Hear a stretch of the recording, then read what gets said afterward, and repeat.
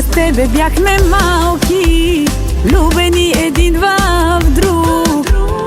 Часовете с тебе бяха кратки, в живота стигнахме до тук. Да те обичам и да те мразя, мога едновременно. Любов да те наричам, но да се пазя. Такъв е нашият живот. След 100 години пак ще те обичам. Децата ми на тебе искам да приличат. За тебе всичко да им разкажа, и наши снимки аз да им покажа. Пак ще те обичам. Децата ми на тебе искам да приличат. За тебе всичко да им разкажа, и наши снимки аз да им покажа.